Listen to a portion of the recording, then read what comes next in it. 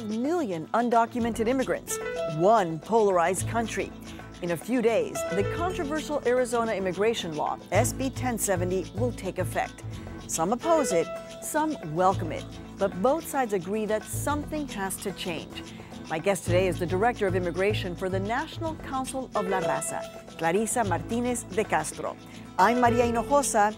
This is One on One.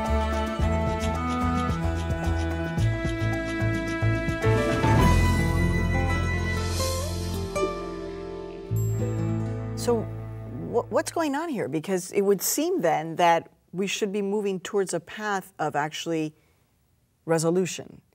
But in fact, it seems like we couldn't be farther away from resolution now. And the White House even is critical, has been critical of organizations like yours, saying, look, why is the National Council of La Raza attacking President Obama?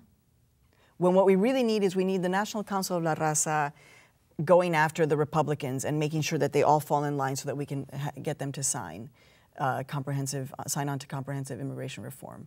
When you hear this from the White House, basically coming back at you and saying, guys, get on the same page here. Support the president. Don't you see? What's going on for you at the National Council of La Raza?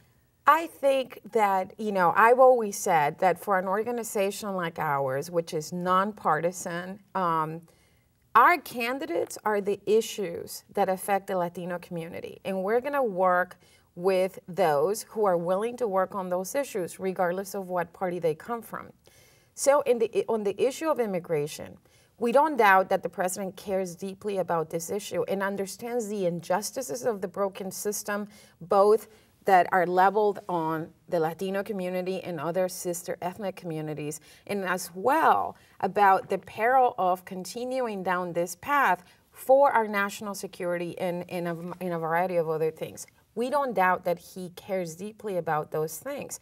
But what we're saying is that on an issue like this, where we have to defend the public space where we can have a constructive debate, the White House has a big role in creating that space and exercising leadership. So we want to see the president do more. What would you like to see him do? I mean, people, Democrats I've heard, have said, look, we're not happy with the president because of the fact that he's suing the state of Arizona.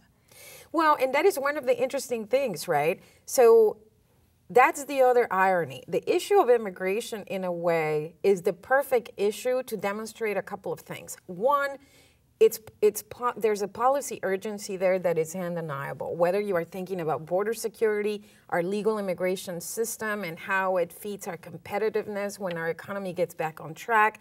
What do we do with 10 to 12 million people who are in our communities? We cannot be secure and pretend that those folks are either not here or the fantasy that we're going to massively deport that many, right? So on the policy urgency side, it's clear. On the moral imperative, it also is clear. We are ripping families apart that are made up of U.S. citizens, legal permanent residents, and people who are undocumented every day.